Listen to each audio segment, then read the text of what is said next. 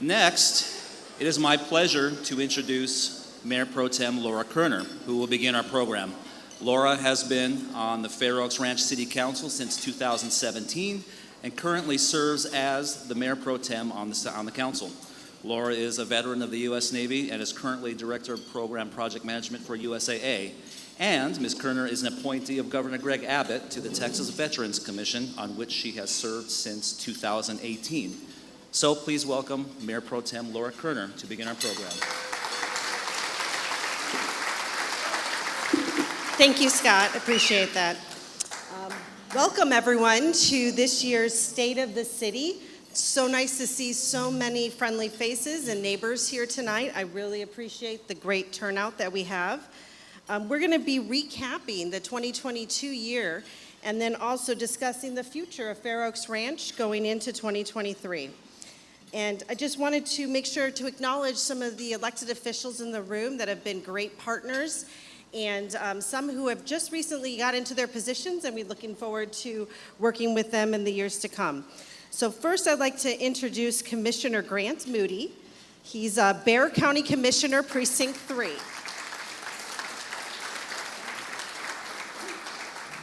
And we also have here tonight Commissioner Andra Wissian, who is Kendall County Commissioner, Precinct 2.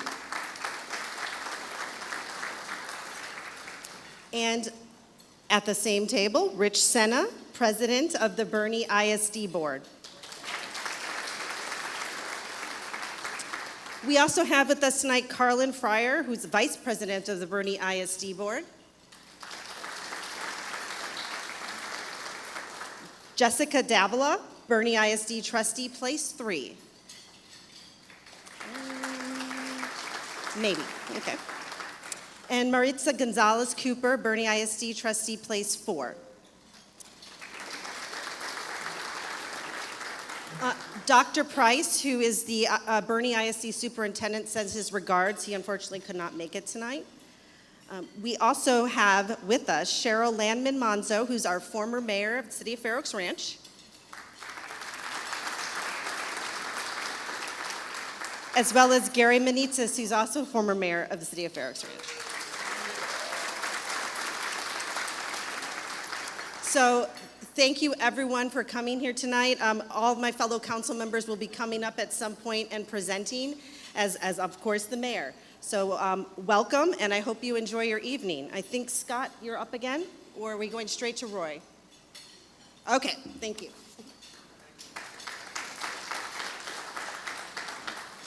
Thank you, Councilmember, for the warm welcome to the evening.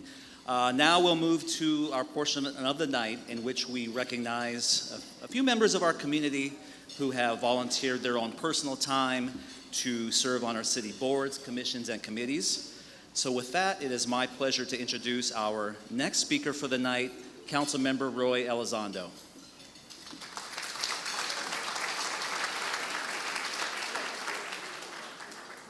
Thank you, Scott. I guess before I kind of get into my prepared remarks, I just want to acknowledge all the people that had much better sense of how to show up to eat barbecue than I did. So, as Scott mentioned, I'm here to acknowledge the volunteers that do a lot of great work for our city. When my wife and I first decided to move to Fair Oaks Ranch, we did that because of the natural beauty of the city. But what we've really come to love and appreciate is the beautiful people that work so hard to keep this city the way it is and to make it a great place to live. It's my honor tonight to continue a tradition that has gone on the entire time I've been in Fair Oaks Ranch, and that is to acknowledge the volunteers. We're going to be recognizing people that serve on city boards and commissions tonight. We realize that's going to leave a lot of other volunteers that do a lot of great work for the city out, but we know you're out there, and thank you so much for the good works that you do. So I'm going to be going through a list of names by board and commission, and if you would be so kind, please step forward when I call your name.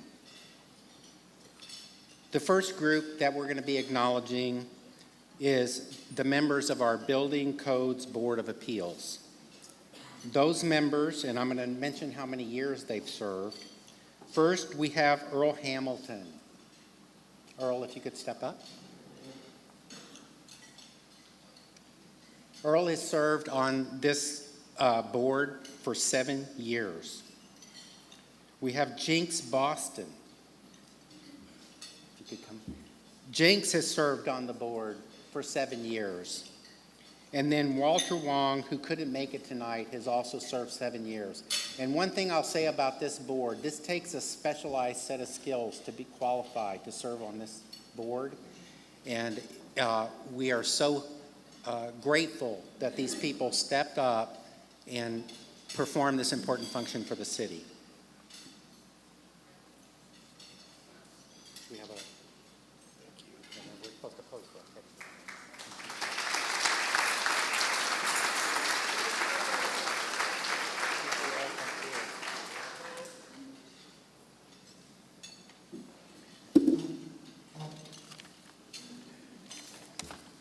The members we're going to acknowledge next are members of our Capital Improvement Advisory Committee.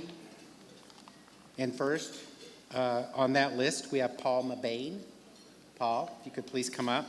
Paul has served for 5 years. And then we're also recognizing Dana Green, who served on the committee for 7 years. What this committee does is a very important function for the city, helping us do a forward look at our infrastructure and making sure that we're recapturing some of that money through fees to developers for their contribution to infrastructure expansion. Thank you, Paul.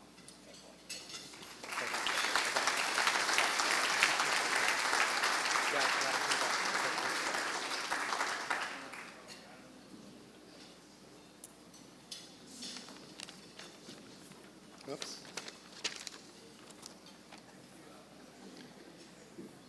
Next is our Planning and Zoning Commission. When we rechartered the city to home rule, we stood up this commission, and they've been doing fabulous work to make sure that we're maintaining the quality of life in Fair Oaks Ranch in a forward-looking perspective. The members we're recognizing tonight for 5 years or more of service are first, Bobby Barnes, who served 5 years. Bobby?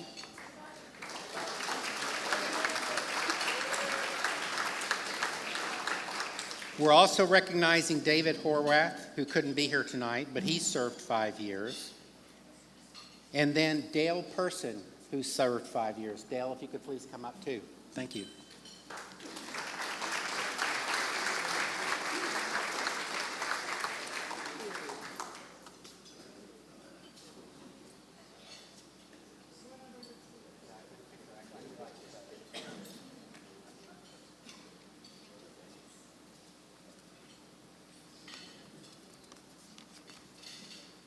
Scott's here to remind me that my time is limited. You may have seen me doing my best Vanna White over here, handing out the, but I have the best job in the world because I get to recognize my fellow council members who are both big players in this city, working with as our city representatives on the MDD. So I'd like to ask Laura Koerner and Roy Elizondo to come up and be recognized, please. Laura's been on the MDD for 6 years, and Roy has been on the MDD for 7 years. So thank you so much for your good work. Well, that was a surprise.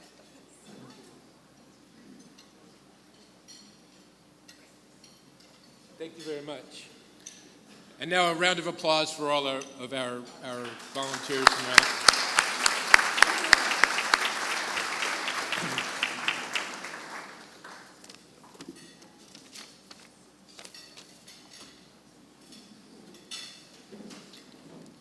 Got to put the glasses on, folks.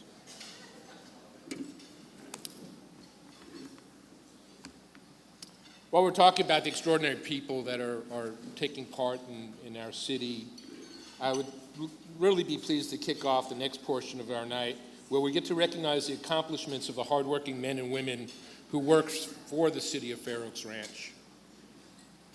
They have supported and implemented City Council's directives and projects to ensure we're maintaining the essential services that keep our city going on a day-to-day basis and keeping us safe at night. Let's start with our finance department. We have an outstanding finance department. This year alone, they've received the Award for Excellence from the GFOA for the city's annual comprehensive financial report. They also received the Distinguished Budget Presentation Award for the 2022 budget document. And they completed the city's very first popular annual financial report, and we believe we may have some very good news coming in the near future regarding that report as well.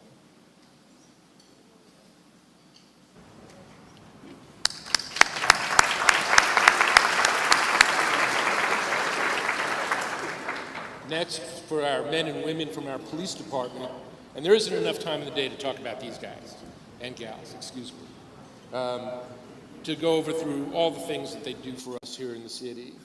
The accomplishments of Tim Mooring and his team have been phenomenal just in this past year, as you can see up on the slide today.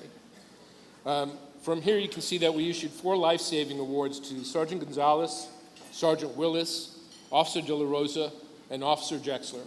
Quite often, our teams are the first responders that are on scene when an incident happens, and they have to take immediate action. And these folks are out there every day ready to save lives. 3 of our officers also received letters of commendation from the Chief of Police for their exceptional services to the city. And from within, our team was able to go ahead and promote 2 of our own to the rank of sergeant, showing that we have an immense talent pool of officers right here in the city.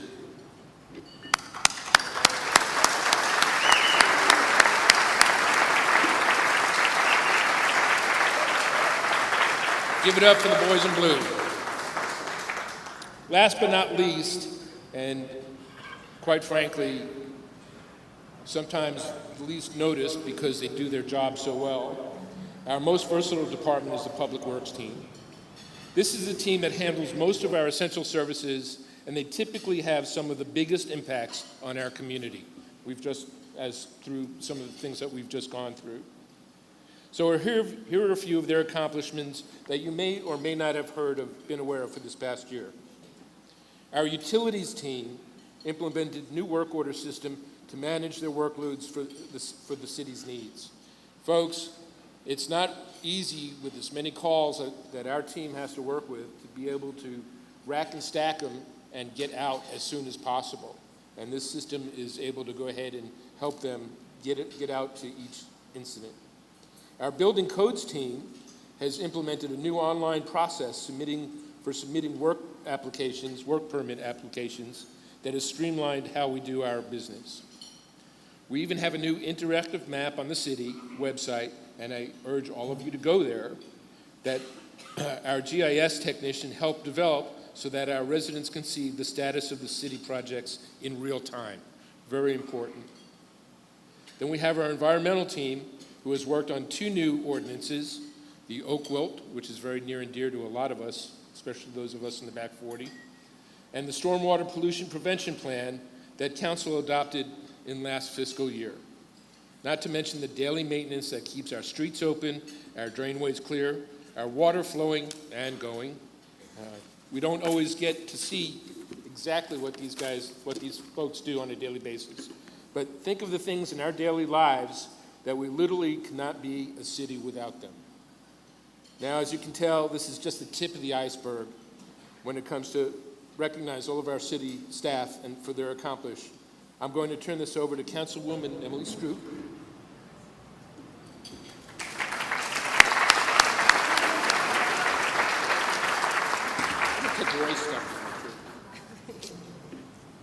Thanks, Scott. Thanks, everybody, for being here tonight. We have a really amazing team in Fair Oaks, and you've only heard a little bit, so let me give you the rest of the story.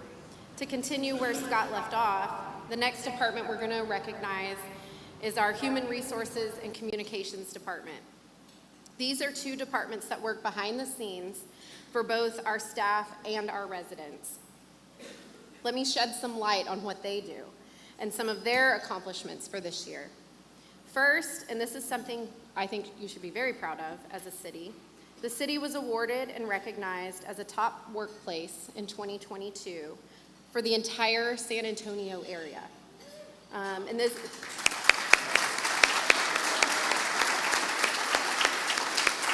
is actually the fourth time that we have been recognized as a top workplace for the entire San Antonio area since we've been participating in that program, so excellent job.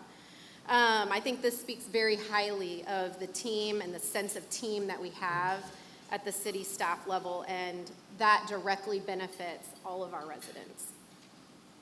The HR communications team also led the effort to introduce live streaming of all the city council meetings and court proceedings so our residents are able to stay informed from the privacy of their own home. This was a big effort that we as a council have been getting some very positive feedback about. So thank you very much to the HR and Communications Department.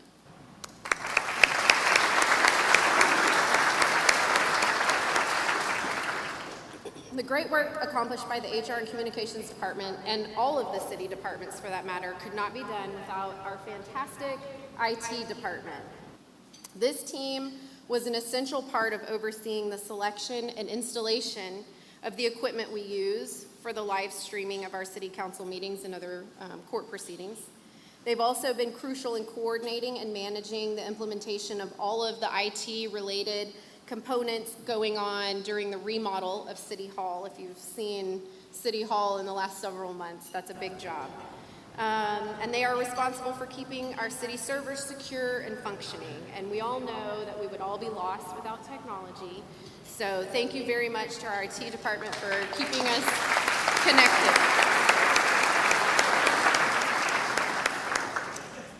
Next up is the municipal court team.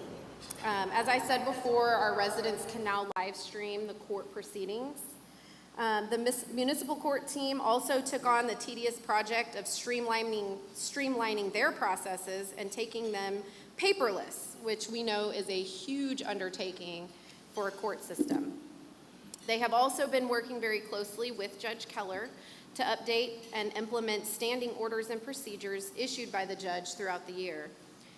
And as some of you may know, this past year we had our very first 2 jury trials. I was very impressed. I was able to attend in person and observe these jury trials. I was very impressed with the organization and professionalism of the court staff led by our fantastic judge. I was especially impressed though by our Fair Oaks Ranch residents who answered the call for jury duty, served on the jury, and then 100% of them decided that they were going to give their fee that they earned for serving on the jury back to charity. So, good job, Fair Oaks Ranch.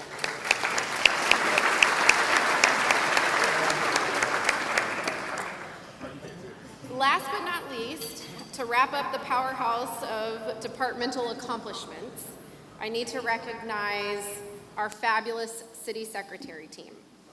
These 2 ladies have taken on an extra workload of obtaining their Texas Municipal Clerk certifications, which is very hard and time-consuming, while also updating the city's records management plan and ensuring the proper handling and disposal of long-term records in accordance with state laws and regulations.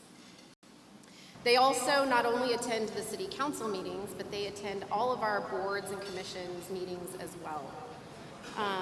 They handle requests from our residents, from our staff, from council, and they always somehow manage to do it with a smile on their face. So thank you, Christina and Amanda.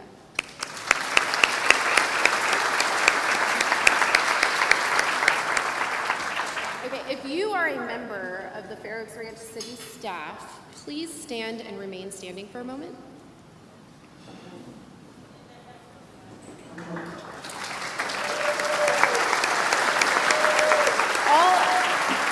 All of our city departments work together not only to accomplish the goals that are set out by us, of the City Council, but they also strive to enhance services within their own departments to ensure they're operating at their best for our city. So please join me again in one last round of applause for our city staff.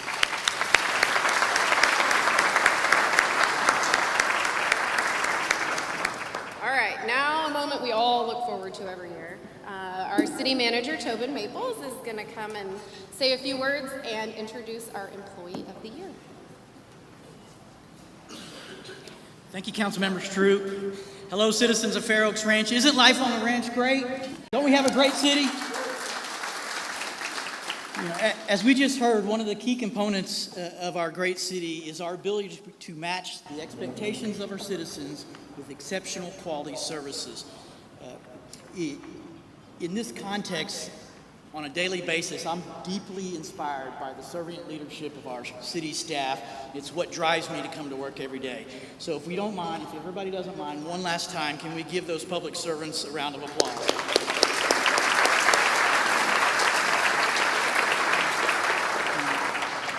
Briefly, these are the people that we trust here locally with life and death decisions, with the maintenance of operation of our essential services, and with helping make Fair Oaks Ranch all of our city of choice. From my perspective as a city manager, there is no doubt that our team functions at a very high level. I couldn't be more proud. So in the spirit of this high performance, it's my honor to announce our 2022 Employee of the Year Award recipient. However, but before I do that, I want to shed some light on the background of this prestigious award. The winner of this award is selected by senior staff on an annual basis, but it's based off written nominations submitted from our colleagues. Right? It's based on 4 key performance measures: exemplary public service, demonstrating a high degree of initiative, producing at the highest of levels with consistent quality work, and serving others through servant leadership. So based on these measures, this is one of the highest recognitions I believe we have in our organization, because it recognizes from your colleagues and your peers that they believe you're one of the best of the best. So in this vein, I think it's important not only to recognize the winner, but we should start with recognizing all of the nominees for this year. So real quickly, the slate of this year's nominees: Sergeant Paul Zapata in our police department, Eloy Contreras in our Public Works Department, Maria Piñato in Municipal Court, Julie Lovelace in our Finance Department, Jennifer Hudson in Human Resources and Communications, Summer Fleming in our Finance Department, Yvonne Medina in our Police Department, and Jimmy Washer in our Public Works Department.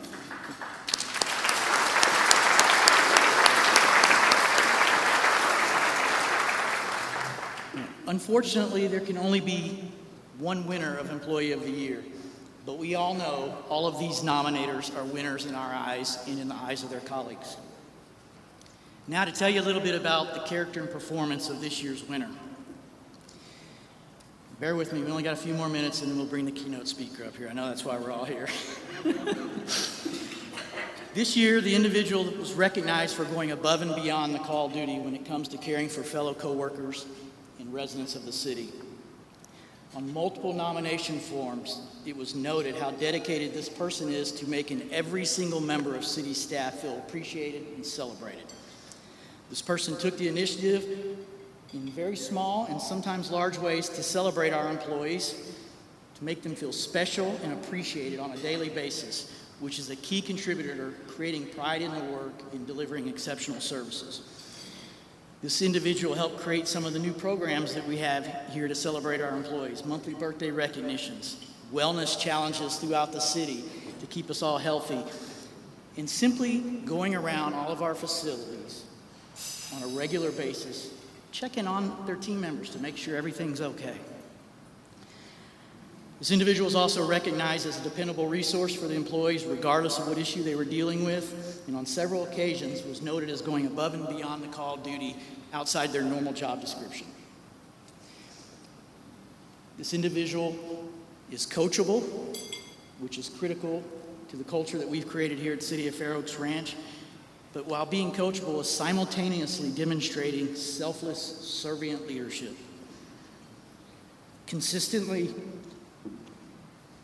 working extra hours, no matter what it takes, including developing specialized skills on their own time and with their own money. Demonstrating a thirst for knowledge and self-improvement by studying to receive a certified professional designation from the International Public Management Association. But most importantly, in my mind, leads by example when it comes to sustaining the necessary healthy work-life balance that I demand and what it takes to raise 2 young children but succeed professionally in a career field that requires that you put others before yourself. So this year, it's my honor to announce Jennifer Hudson as our Employee of the Year.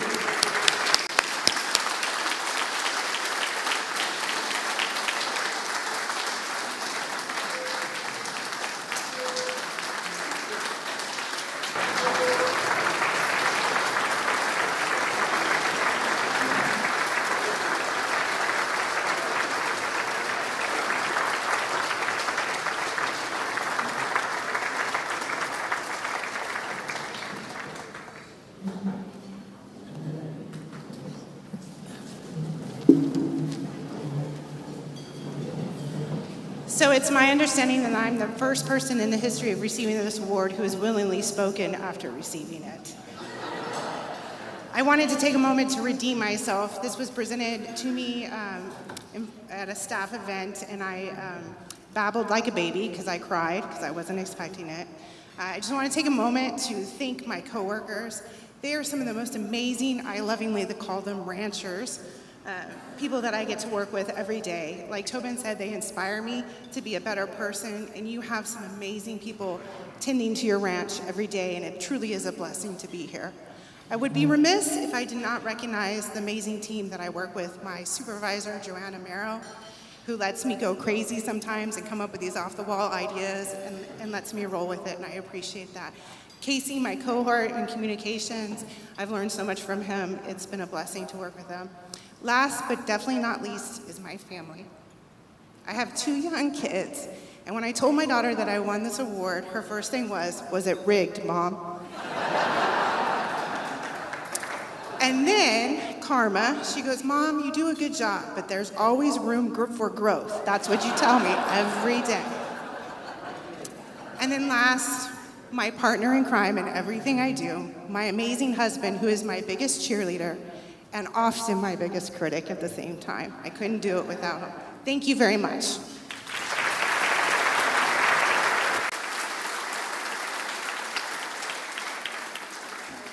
Let's see if I can get my composure back here. Congratulations again to all of our nominees and the Fair Oaks Ranch team. Again, as your city manager, your service to our citizens could not be a more positive reflection on this great city we all have the honor of working in. Now, for the reason you all joined us tonight, it's time to turn our attention to the Honorable Mayor Greg Maxton. However,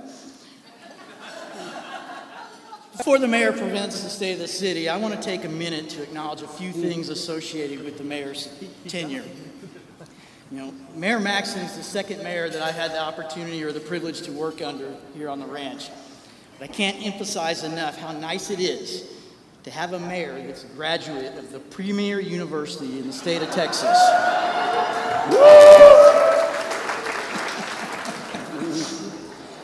On a serious note, this has been a challenging year. We're still recovering from a local global pandemic in uncertain economic times. We continue to deal with a drought that impacts our decisions on a daily basis. We're tasked with service delivery challenges associated with the regional growth around us. And most recently, a winter storm that created energy challenges that were beyond our ability to control as a city, yet they impacted the quality of life of every single resident on the ranch. So it's challenges like these that cause me to pause and take note of how fortunate we are to have Mayor Maxton as our leader. As previously mentioned, Mayor Maxton is a graduate of Texas A&M with a degree in biomedical science. which I'm quite certain he uses a lot as the mayor. Prior to being the mayor, he served on the Fair Oaks Ranch City Council for 4 years. He's been married to his beautiful bride, Karen, for 33 years. Together, they have raised 2 gainfully employed college graduates.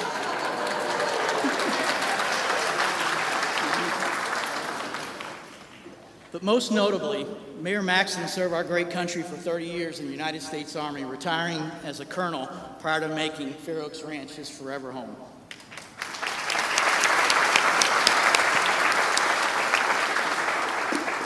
Being an Army brat myself, raised by an Army officer, I truly believe the mayor's military background is what separates him from others when it comes to exceptional servant leadership.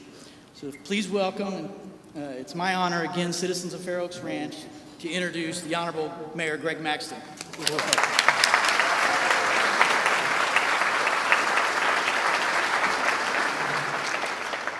Thank you, Tobin.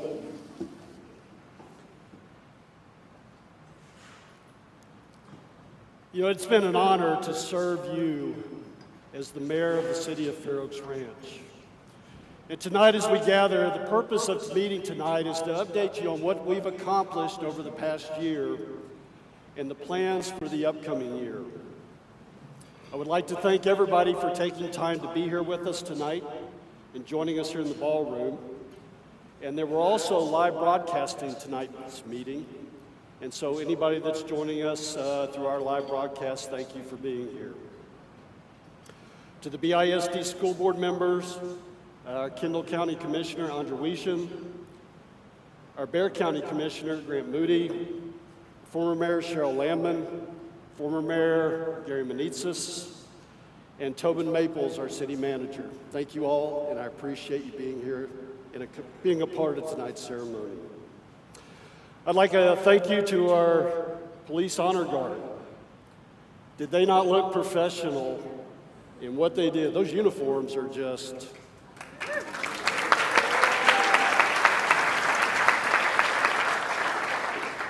And then I'd like to thank you to Heather Maples for providing tonight's prayer and doing a superb job at it. So thank you very much.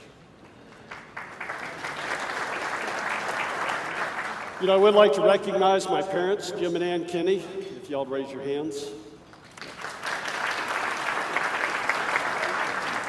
It's kind of nice that at age 61, my parents still attend my events. But they're also Fair Oaks Ranch residents. Then last, I'd like to recognize my wife, Karen Maxton, for being here tonight.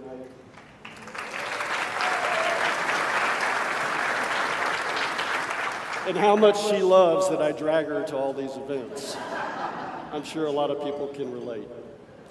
So what makes our city a unique place to live in is our semi-rural nature, our natural beauty, our hill country characteristics, our parks and trails system, our wildlife, our country club, and our outstanding school district. All of these qualities make our city great. Honestly, I believe these qualities attract a certain personality of people that want to live here in our community. Those people are open, they're honest, and they're caring. They're the type of individuals that would wave at others on the street or stop to help others, even though they may not know them. It's the qualities of our city combined with the people that live here that make Fair Oaks Ranch the special place that it is. I'd like to recognize 2 individuals that have accompanied us here tonight that turned vision into reality. And the first is Ralph Fair Jr. And he is accompanied tonight by his daughter, Susie Richardson, and her husband, Doug Richardson. I characterize Ralph Fair Jr. as really the father of the city of Fair Oaks Ranch.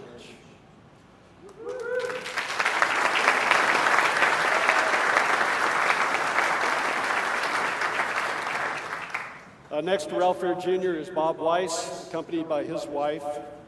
And I characterize Bob Weiss as the master developer with the vision of what brought Fair Oaks Ranch to what it is today.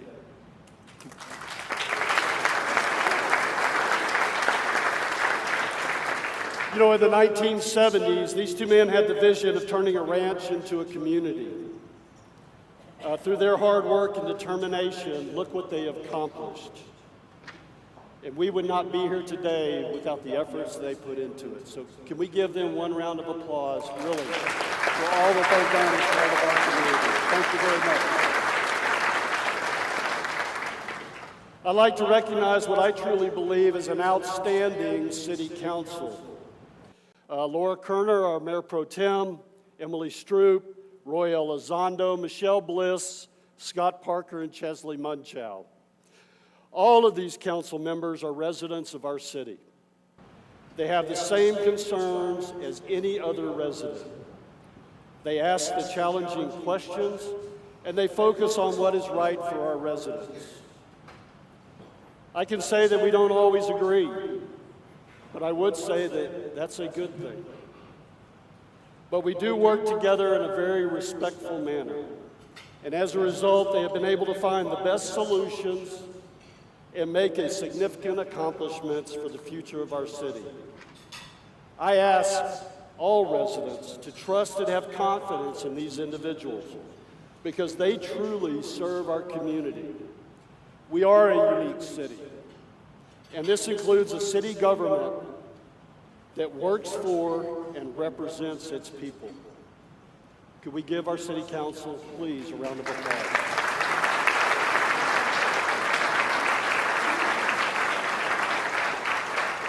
I'd also like to compliment our city staff. I know we just went through a lot of what they do, but they are hardworking individuals who are dedicated to providing exceptional services to the residents of Fair Oaks Ranch. And as an example of this dedication is demonstrated by the efforts of our Public Works team during a recent water main break along Battle and Tents. And many of y'all may have seen the work as it was going on. This leak was found on a Sunday morning at about 10 o'clock. By 11 o'clock, a four-man team had been assembled and was on site working to repair this water leak. At the evening, I decided I would go down and check on the crew. It was about 9 o'clock in the evening. It was about 45 degrees outside.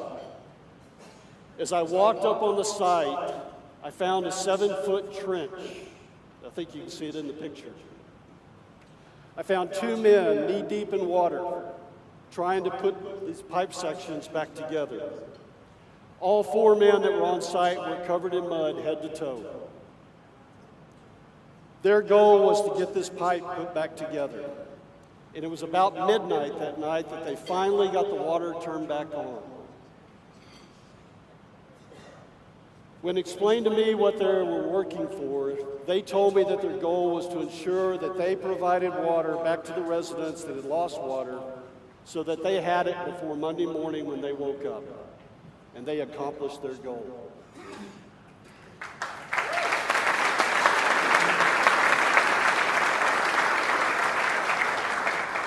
These guys are heroes, I agree, but I can assure you that this same work ethic that was demonstrated by this team is in every department across our city staff.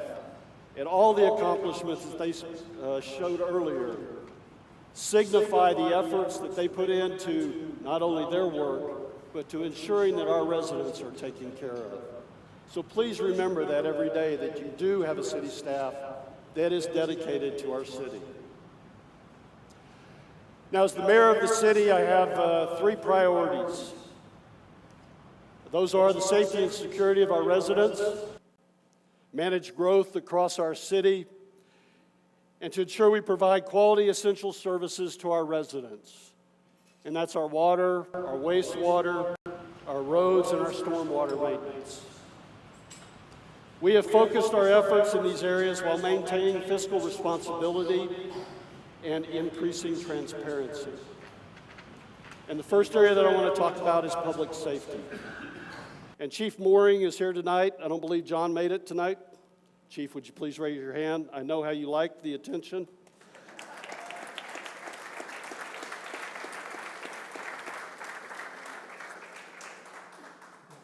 There is not a better individual who could be selected to be our police chief. Chief Mooring has maintained a police force that is professional in all aspects of performing their duties, responds quickly to any situation, and ensures the safety of our community. While doing this, Chief Mooring has integrated his officers into the community so that they are a part of the overall city family and not just a service to our residents. This past year, we ranked 24th as the safest city in the state of Texas.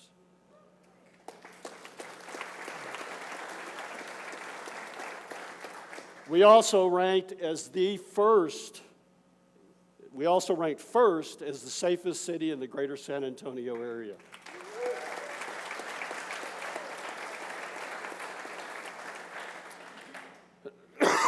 Excuse me. We have seen some increase in burglary rates across the city.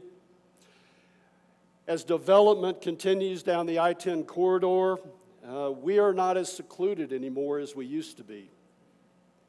The good news is our rate of increase in burglaries is less than those communities that surround us. I think this is due in large part to Chief Mooring and his police efforts and how they have responded aggressively to establish an environment that not only apprehends criminals, but also deters criminal activity from coming into our city. Now, I'm not going to talk about all the tactics that they use to ensure and maintain a safe city here, but what I will tell you is that many nights, while we are all sleeping, your police force is hard at work, and they deserve a big round of applause for all they do.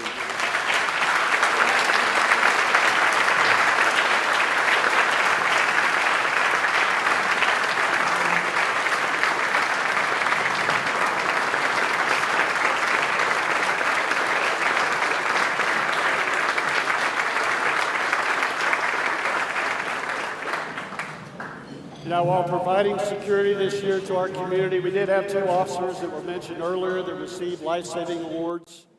It was Officer Gonzalez and Officer Drexler. And what a special note of this to me is that our police response times to emergency calls are within 5 minutes. Normally, the police get there quicker than that. And as a result, they are normally the first on the scene. After arriving to a life and death situation, these two officers provided successful life-saving measures until the arrival of emergency medical services could get there. This year, our police department partnered with the Bernie Independent School District, where we provide full-time school resource officers at the elementary schools located within our city. Officer Solis at Fair Oaks Ranch Elementary School and Officer Downey at Van Robb Elementary School have integrated themselves into the respective schools' daily activities. They have worked with the students at that school and have ultimately provided an extra safety measure at each of these campuses. And I just got a head nod from Rich Sinna, from the president of the school board, that yes, they have done a great job. And of special note, today is National School Resource Officer Day.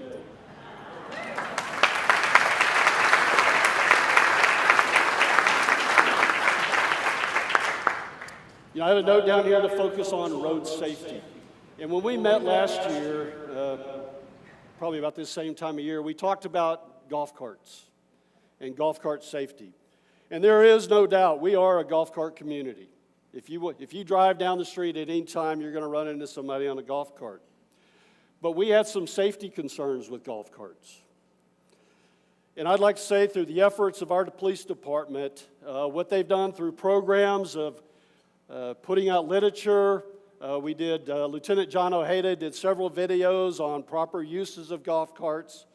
And then I'm sure we've had some roadside counselings that went on with multiple golf cart owners.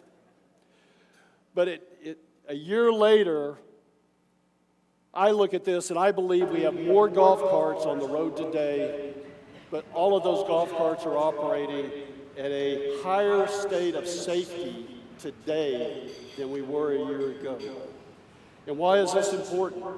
Well, because we want to do things right. And how are those golf carts used? A lot of them are used to take kids to school. And so that is a safety concern. One of the other issues that I have down here is to talk about speeding. We do have a speeding problem within our city. It's not a huge problem, but we have speed limits and we have individuals that drive above the speed limit. It's just bottom line. I mean, as I stand up here tonight, I'm asking for your help, for all the residents' help, to abide by the speed limits. And safety in this concern is important. Even in cold days as you drive around, we have a lot of individuals that are out walking. And somebody even mentioned it to me tonight, that what they have seen, it's not just individuals anymore, it's families. It's husbands and wives, and with their kids, with their dogs out walking our streets. We have bikers, and we have golf carts on our street. We want to maintain a safe community. And driving fast on our streets creates risks that we don't want to accept. We have put out speed trailer signs, and we have the temporary signs that you can see on battle intents, and these help. But I'm asking everybody, please join with me, and let's see if we can bring those speeds down. Just abide by the speed limits within our city. Now, I talked about earlier that all the chief has done to ensure security and safety within our city, but he integrates his police force within the community. And they've done a lot of community engagement over the past year. They ran the Junior Police Academy. They participated in the Back to Badge 5K run. They participated in National Night Out, Red Ribbon Week, Trunk or Treat, our annual toy drive, and they escorted Santa all over the city on 4 nights.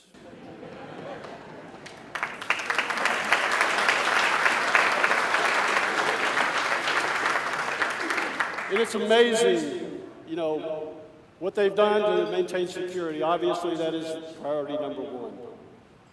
But it's amazing that what they do to integrate with the community, which I think is where we need to be. We need a police force that is part of our city family, and they have done that.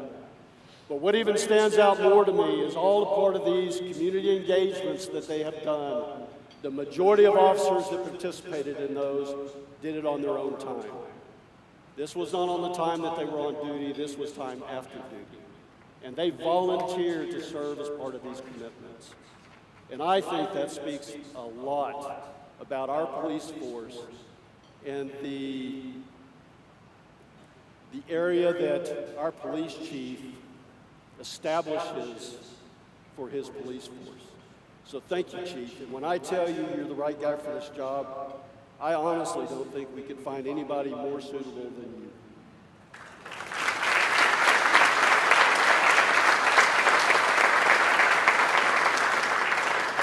We do run a municipal court here. Judge Kim Keller, she couldn't make it tonight. Ricardo Batista, who is our court administrator, and Maria Pinedo, who is our court clerk. While handling the multitude of cases that come before our municipal court, Judge Keller continues to integrate programs to assist young adults who have come before the court. She utilizes multitude of efforts of community service, and this would be with organizations like Meals on Wheels, and she's also integrated with counseling services similar to Hill Country Council on alcohol and drug abuse, all to help those individuals within our city. And when Emily was up here earlier, she talked about we did have several jury trials within this past year, that all those city residents that came and participated as part of that juror did designate the funds that they were going to receive for serving and gave it back so that they could be used for a nonprofit organization. That organization was identified as Golfers for Others. It's led by Fred Martin, who is a resident of Fair Oaks Ranch, and they provide renovations to homes for the disabled and elderly. and they work about 50 weekends out of the 52 each year to provide this service. It is a huge nonprofit, and I'm good to see that our court has found a great nonprofit within our community that we can make these donations to.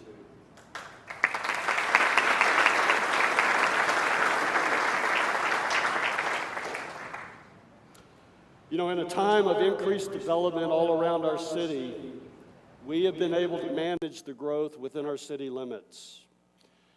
And no doubt we have a great community. And one of the biggest concerns of many is how we keep the uniqueness of Fair Oaks Ranch. We have seen a lot of development outside of our city. Several apartment complexes are going in along the I-10 frontage road, and several others along Dietz Elkhorn down Old Fredericksburg Road. We know that the Lemon Creek Ranch they've already started construction, and the HEB is due to open a little over a year from now. When I look at this, there is a balance in managing growth while acknowledging land rights which are guaranteed by the state of Texas. We've done that through the use of what prior councils have done by putting the needed tools in place so that we can manage growth within our city. And these tools are a comprehensive plan. We have a master water, wastewater, and drainage plan. We have zoning that covers our entire city, which is laid out on a future land use map. Our Planning and Zoning Commission, which is right now led by Bobby Barnes, is here tonight, has almost completed an extensive year-long review of our Unified Development Code. That Unified Development Code lays out all the specifics of how we'll develop as a city into the future. They'll have this reviewed and approved, and I believe sent to City Council for approval sometime late spring, early summer is what we're looking at. But we have had several developers that are looking at undeveloped land within our city. It's expected.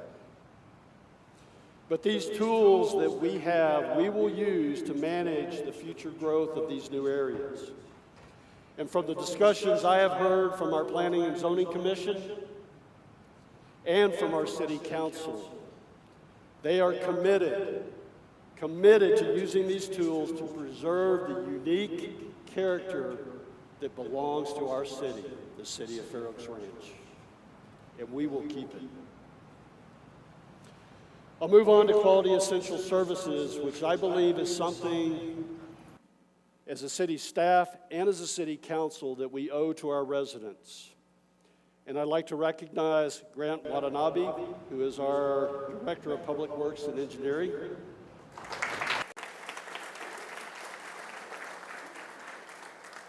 I saw Julio in line to grab food, so I know he's here tonight, our Assistant Director of Public Works. And I saw Katie earlier. Katie Schweitzer's here, who is our Assistant Director of Engineering Services. You know, with increased development going on all around us, we have also seen an increase in traffic. Most notable is the traffic that you'll see on Ralph Fair Road. Within the next year, TxDOT will complete a project to raise, well, they will start on a project to raise the bridge over the Cibolo Creek. In fact, you've probably already seen that they're out there clearing the right-of-ways along the road now so that they can relocate utilities in that area as they prepare for this bridge construction. And as I mentioned, the bridge construction will start in about a year, and I'm not sure how long it's going to take to complete, but probably a year or two is my guess. You know, along with that, as we look to the future with Ralph Fair Road, I do believe that at some time there will be an expansion to Ralph Fair Road. And I believe that expansion will run all the way from I-10 up to State Highway 46. My guess is they do this, they'll do it in stages. I think they'll do it similar to how they've done Blanco Road north of 1604. But the message I'll give you tonight is that for now, this is just a concept. The word that we're getting from TxDOT is it's not on the table and estimated at about 10 years out. So there is no design plans or funding for this project today. But I think that's good, because right now we need to work with our TxDOT representatives, and through Tobin Maples, our city manager, we're getting to that level, because I want us to be a part of the design of that expansion of Ralph Fair Road. I think that's important that we have some input into that portion of the road that traverses through our city limits. And so this will give us time before those plans are established and we can work with our TxDOT rep. With that increased traffic, we also see some increased traffic within our city. Dietz Elkhorn is the road that we want cars to use to traverse our city.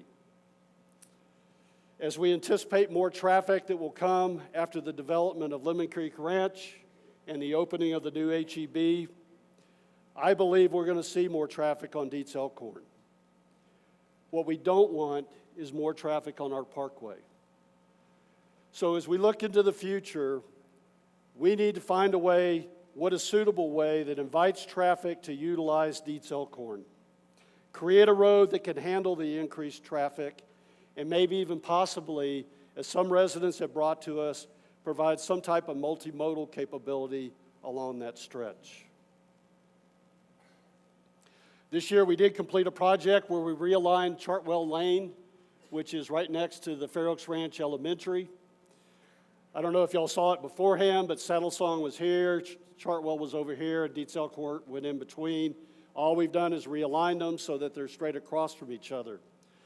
This was a safety concern for all the kids that were traveling to and from Fair Oaks Ranch Elementary. And now we have a crosswalk that goes straight across the street to where they can get to the community on the other side. Generally where parents are waiting to pick them up to either take them home or they walk home from that location. Additionally, with this, we created 4 lanes on the Chartwell side, which was able to relieve some of the congestion that we see during normal school drop-off and pickup times. This year we have a project on the slate to begin reconstruction of Post Oak Trail. It's one of the streets in the northern part of our city. This is a highway safety improvement program project. We received a grant that covers 85 to 90% of this project to reconstruct the street. Construction for this project will begin in October, and it's scheduled to take about 10 months to complete. Of special note with this is that during that time of construction, we'll see times where we'll have road closures of Post Oak Trail, and we'll also have times during that period where the road will only be one way. City staff, and through the city staff and our communications department, we will gladly get that information out to residents before that occurs so that you know that that road is either closed off or one way. We will continue our general road maintenance program this year. We have scheduled pavement rejuvenation will occur on Silver Spur. It'll be in the Windermere area and in Cibolo Trails. We'll apply fog seal on Triple Crown, Noble Lark, Calcala area, and on Pimlico Lane west of the Parkway. And then we'll apply slurry seal to Keeneland Road, Enchanted Oaks, Oakwood Heights, and the Fairways subdivisions. This is in line with the same process that we've done for the last 2 years to upkeep our roads and maintain that pavement control index of 83 that we want as part of our roads. Moving on to water projects, we did complete the upgrades to water plant number 2 this year. That was our number 1 master water plan project that we completed. There was a concern as we got closer that that plant was not going to be able to provide the needed water pressure to the southern part of our city. And now with a new 9,000-gallon hydrodynamic tank and 2 450 variable speed drives, That water plant can now provide the needed water pressure for the southern part of our city for now and well into the future. If you drive into the fairways, you've probably seen the sign that says the Balcones Creek Water Crossing Construction Project. That is a project that we're just kicking off, and it's due to an exposed water line in the back of the fairways at the dead end of Fairway Vista. As it crosses the Balcones Creek, erosion has exposed that water line, and that is a safety issue for our water service. And so we're going to go in there and relocate the 100 feet of that water line and put in the needed erosion control measures so this doesn't happen again in the future. But a big project that we do have going on, I wanted to let everybody know about it. For those that are traveling into the fairways, why do we have the sign? Well, we'll have some construction equipment, maybe some of it heavy, that'll be driving back into the fairways. And we wanted everybody to know what is going on in the fairways that this construction equipment would be coming in for. For right now, there is no impact, water impact, to our fairways residents. If that were to come up, yes, we will get that information out to our residents. This year, we did increase our allocation of canyon lake water that we received through GBRA. It did help us out during the drought this summer, and I'm sure it will help us meet the water demands of our city into the future. Right now, for our water customers, 60% of our water comes from GBRA, with the other 40% of it coming from our wells. Moving on to wastewater. Last year when I was here and gave this speech, we talked about the dewatering press that we would install as part of our wastewater treatment facility. That dewatering press is under construction right now and is scheduled to be completed by early May. What this dewatering press will do is eliminate the use of sludge drying beds.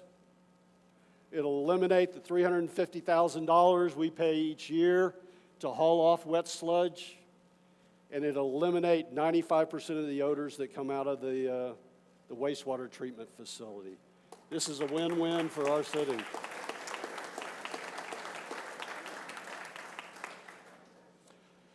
This year, the city council, city staff, we conducted a feasibility study of our wastewater treatment plant. We know that our current plant cannot meet the future needs of our wastewater requirements for our city. And so we need to start planning now of how we're going to meet those needs. Through the feasibility study, we looked at building a whole new plant. We looked at building an alternate plant that operated with the current plant that we have. And we looked at, could we expand capabilities with our current plant? And the information that was given back to us is that they're all options, but what City Council has decided to go with is to find a way to expand capability within our current plant confines. Now, it's not going to be rebuilding or providing new infrastructure or additional infrastructure with it. A large portion of this is finding ways that we can increase the efficiency of the current infrastructure that we have within that facility. Now, the great news is that this was the lowest cost option of all that we considered, which is always a win. But the other one is we look at the different ways that we can increase feasibility within our wastewater treatment plant. There are multiple projects that need to be completed. So it doesn't all have to be done at one time. So now we can spread these projects out over multiple years and hopefully distribute the cost and requirement to do this over the years while managing and meeting the requirements and the needs of our wastewater treatment plant for the city. You know, stormwater management is always a concern for us. We live in the hill country. 2 inches down into the ground is limestone. Water does not sink into our soil. All it does is run off. And when it comes through our city, our conveyance system is our streets and our storm ditches that run along the side of the road. As I mentioned last year, we've had an issue maintaining our storm ditches. And so we want to find a way to get those cleaned out. And we did find a crew. And this year they have started working on those storm ditches in the northern part of our city. And I think the picture that's up there is of Silver Spur, a big program that we did or was completed several months ago. And they cleaned out about a quarter to a half a mile of the storm ditch area and provided the needed structure to it now so the water will flow to it instead of flowing into our residents' yards. Last year when we talked, I mentioned that we had 3 major stormwater projects. And that was looking at Rolling Acres Street, where it crosses Post Oak Creek, or where it crosses over Post Oak Creek, and also Silver Spur, where it crosses over. And these are 2 major flood areas when we have big rains. Although we haven't had big rains in over a year, so it's probably not at the top of our concern. But we know the big rains are going to come back. And so we've got to find ways to take care of these projects. And these were 2 safety-related projects because when these roads get flooded out, it secludes the houses that are behind it. And if you have kids at school and you're at home, we can't get the children back home. Or if you're away from home, traveling back to your house, and the road is flooded out, you can't get back to your house. But more importantly, during these time frames where the roads are flooded out, we cannot get emergency services vehicles back in that area, and that is a safety concern. This year, we passed all of these projects up for design, and the designs have been completed. And I believe they're about ready to bring those back to City Council so that we can determine a way ahead on how we're going to meet the demands or how we're going to meet the requirements to repair these roads. And one of the others that was included with this was Tivoli Way. We've also completed the design for its flooding area. And in this, we have areas where we do have floodwaters that go into people's houses in the fountains. And so we need to find a way to route that water in a different method and contain that storm water. Now, all of these projects that I've talked about, water, roads, wastewater, and stormwater, all these projects, and plus others that are being considered through our public works departments, keep them busy.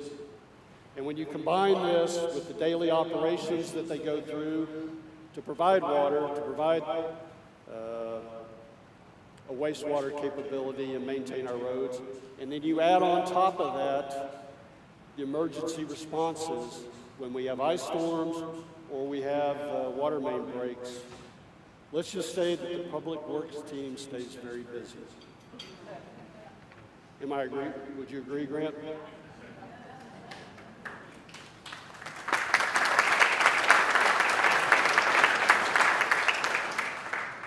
But I'll add to that Grant probably wouldn't brag on his team, but they do very, very quality work. So we did talk a little about a drought. I'd like to, Kelsey Delgado, will you wave? Kelsey is our environmental program manager for the city. She has been a great addition to our city and has brought a lot of capability to with us as part of our environmental programs. We did experience a significant drought this year. At one point, our monitoring wells were dropping very fast. We did have to move into drought contingency stage 2, which we are still in. But with the recent rains, we believe that within a month, is the word that I was given, that we anticipate going back to stage 1. The reason that we were able to stay in stage 2 and not go to stage 3 originated with the efforts that we have as part of our environmental team, but were really executed by our residents all across the community that found ways to preserve water so that we were doing the right things and keeping us from going into stage 3. Now, Kelsey has also done a great job informing our residents of Oakville. She has partnered with the Texas A&M Forestry Service. She's working on building a map that will show all the pockets of oak wilt within our city. But I think one of the biggest keys that she has provided is an education program on oak wilt. and how we can slow the spread of oak wilt within our city. I think we're working to find ways to contain it, but through education, we can definitely find ways to slow its spread. Kelsey also led a great household hazardous waste event this year. We had 189 cars go through it. We collected 14,493 pounds of hazardous waste, with paint making up 60% of this. But what really stood out to me as part of this household hazardous waste event is of that 14,493 pounds we collected, 75% of that was recycled or was converted to some alternate fuel source.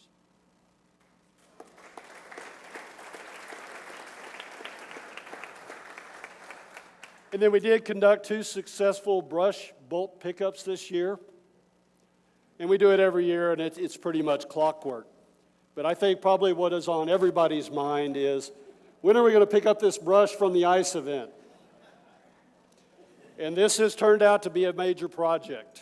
We have 35,000 square feet of brush that is laid out on our city streets right now for pickup. And so we are working with the services that we have. We have reached out through Bexar County, and we're also reaching out through the state of Texas now to find the means to help us as a city. So please bear with us. We don't have a solution yet.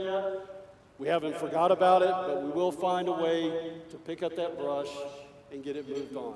And we will get the information put out to our residents as we develop this. I would like to recognize our finance department. We have a new hire that joined us this year, our Director of Finance, Rosie Vela. Rosie, raise your hand.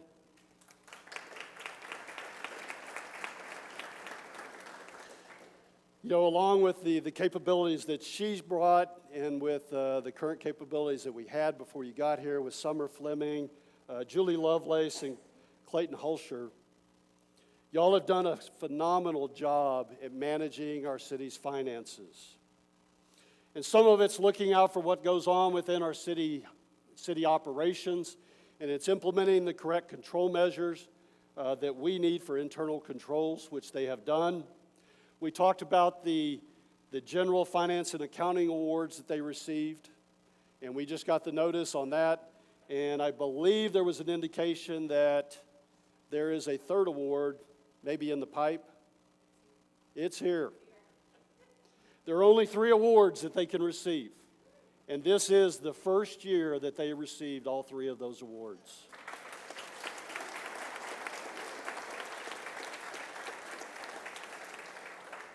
And the last big project that they are working on now is working on building us a 5-year budget planning model that we can utilize for pushing out planning as part of city council operations and our city staff operations. What we want to do is be able to project out our spending, our requirements, our manning, what it is that we believe we're going to need as part of our city. And this year we're going to start with growth management tools that will come as part of city staff operations, but also a 5-year planning model that will come from our finance department. So thank you, Rosie.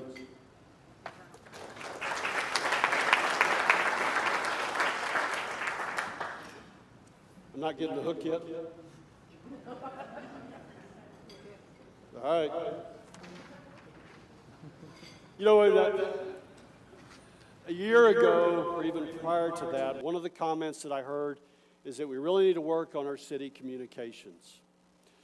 This year, Scott Husengay, our Assistant City Manager, Joanna Merrill, with Jennifer Hudson, who got recognized as our Employee of the Year, and Casey Parker have put significant efforts into increasing our communications capabilities. And really when I say that, communications from our council, from our staff to our residents. We want to increase the information that we are transmitting so that we're transparent, obviously, number one, but we want our residents to know what is going on as part of our City Hall operations. We've done this through Hill Country Weekly articles, recent articles in the Bernie Star, Casey has brought a significant capability to us through social media, where he has mastered Facebook, Nextdoor, and LinkedIn and posting. And what we have seen, and also Casey's even over the last 2 months has implemented a weekly newsletter where he recaps all of the communication efforts that we put out during the week and some of the high points, and sends this out through social media and through our Notify Me app. So a great job in all that you've done. Now I have a note down here. The primary communication methods for our city to get information out to our residents is through Regroup, which is our emergency notification system, and then through Notify Me, which is for our routine communications. Now, during the ICE event that we had 2 weeks ago, through Joanna Merrill and our communications team, they put out multiple messages about what was going on as part of the ICE event. And this really related to the power outage and to water usage. But all of these were done through Regroup. And so if you got the messages, that means you are signed up for Regroup. If you don't remember getting the messages, it probably means that you are not signed up for Regroup. I encourage all residents to find a way to sign up for this service. This is our emergency capability notification system. When we have challenges in our city, this is our way that we can get that information out to our city residents. Notify Me is our routine messaging service. We use that to push out information on upcoming events like State of the City. Both of these services require residents to go on and sign up for the service. The links for this can be found on our city website, and I believe for Regroup, we had cards out in the front area where you could pick those up to explain to you how to sign up for Regroup. Sign up for both of these services takes you about 10 minutes. And then what I like about it, you get email or you get text notifications. I signed up for both, but I get the text notifications on my phone. And when I get the notification, all you get is from the City of Fair Oaks Ranch, and it gives you the subject line. If you want to know more about it, then all you have to do is go and click on it, and it'll provide all the information. But it's not clouding up my text with a bunch of random information. But I encourage all residents to sign up for these services. We did implement live streaming this year as part of our city council meetings. And so if you're not able to make it and you want to hear what's going on as part of our council meeting, you can, the link is on the agenda. You just click on the link and then you can sit there and watch it. You can't participate as part of it, but you can hear it and see the discussions that go on. We are also using this live stream capability to stream our court proceedings with Judge Kim Keller. We did complete a town hall meeting a couple of weeks ago. We have started a series of town hall meetings that we want to continue on with. The first one was based on transportation. We had about 100 residents show up for it, a little bit higher than that. And from those, we received over 50 comments back on what they wanted to see about the future of transportation within our city. Now we'll continue on. I said they're quarterly, and so we're going to move on with doing quarterly town halls. And it's not always going to be about transportation. What we're going to do is rotate the topic because we want to get citizen input on what it is that you want to see as part of the future of your city, whether it's water, wastewater, roads, networks, etc. But please be on the lookout for the next town hall meeting. I did have a note in here which was already highlighted that our city staff and our city operations was selected by the San Antonio Express News as one of the top workplaces for 2022. And I believe they put out some information on it, but as you go through the list in the greater San Antonio area, we were the only city operation that was selected as the San Antonio Express News top workplace. No other city had this distinction.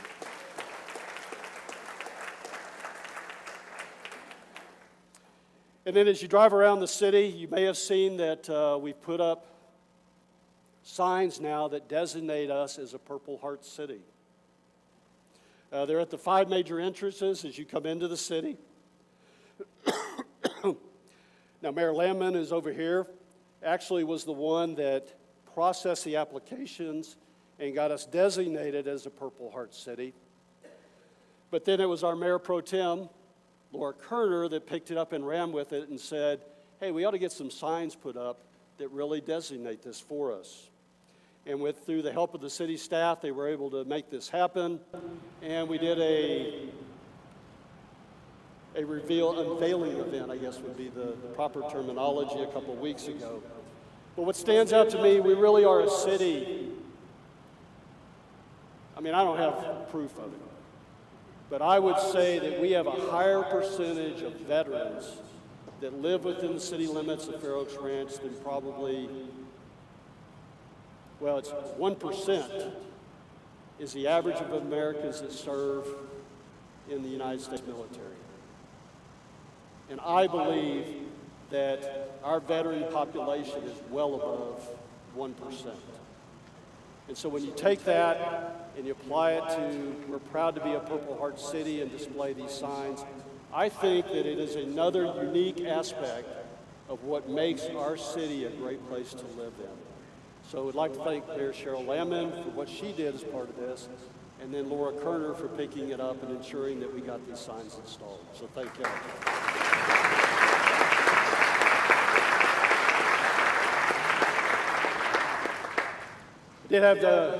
I'm winding down, so we're getting close to the end. I did have a couple general comments. If you've come up to City Hall lately, you've seen that City Hall is under construction. It's been that way for 9 months. Yeah, too long. Let's put it that way. It is scheduled to be completed here within the next couple months. We'll get our City Hall back, get all of our staff members moved back into City Hall, and get the temporary trailer moved off our campus.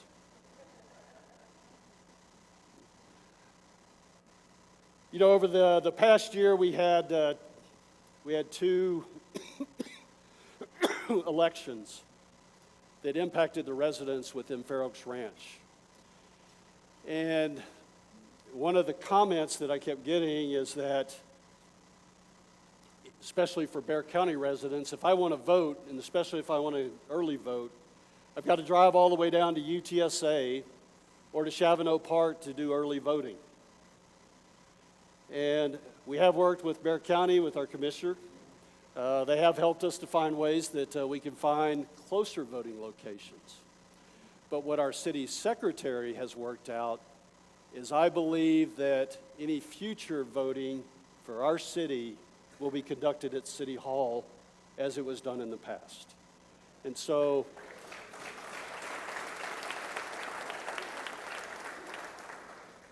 in the last, well, it's not the last area, but the next area that I want to talk about is the community center. And I know this has been on the, we've heard discussions about this in the past.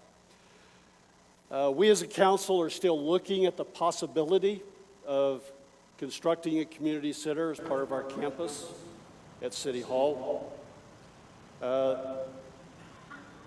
This is not an extravagant facility that we're looking at. It's probably something that we put our city council chambers back into. Right now we don't have council chambers. And we would put a large meeting room in it that could be dividable for residents or nonprofits within our city to use. Right now, this room right here is really the only meeting room that we have in our city. And it's a part of a business to utilize this room. What we would like to do is find a way to provide a small meeting place that our nonprofits, our HOAs, our Boy Scouts, our Girl Scouts, and other groups within our city can come and utilize the room.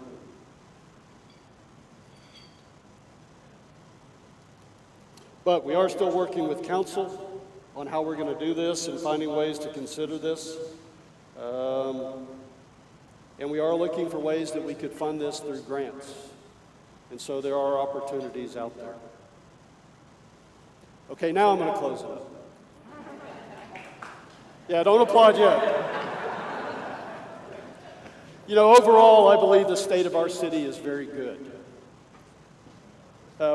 We still have some things that we need to accomplish, but we have accomplished a lot. It's been a very productive year this past year, and I see the same for the upcoming year. It's not going to slow down.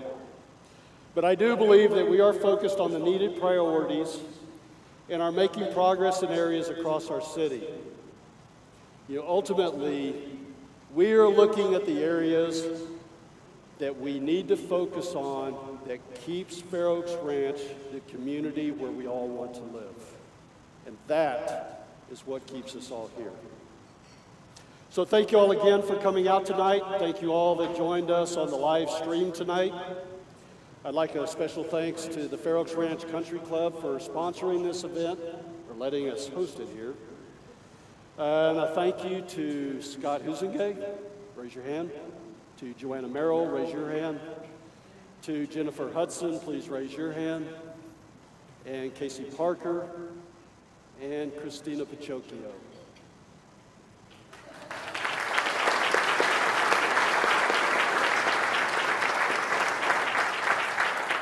They are the workhorses that pulled this all together so that we had a quality event tonight here at this club.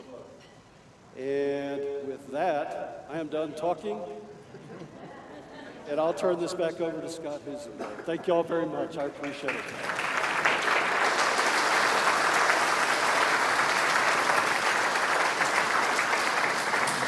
Thank you, Mr. Mayor. Thank you, everyone, once again for attending tonight, for giving your attention, and for supporting our city, our volunteers, and our staff. We especially thank our partners with the counties, the school district who joined tonight, along with past officials and the founders of our city, who all made this community such a wonderful place to live and to grow. Finally, thank you to Mayor Maxton and all the members of the City Council for providing your wisdom, your direction. I want to extend a personal thank you to the council, as well as City Manager Maples, who welcomed me into this city just a little more than a year ago. I truly cannot express in the short time we have here the honor and pleasure it has been for me to be a part of this city and this experience, and even tonight. So thank you all very much. As my final act as MC or warden, as the case may be, I'll quickly remind everyone that there are to-go boxes for desserts if you'd like to partake on your way out. I think those are in the back. Our Employee of the Year is modeling them right now, so you can grab that before you go. And right before we go, I get to play Oprah for a second. If you look under your chairs, you may find a piece of paper. If you do find the winning piece of paper at the table, you are the lucky recipient of your table's centerpiece that you are allowed to take with you and proudly display as you please. So look under your chairs.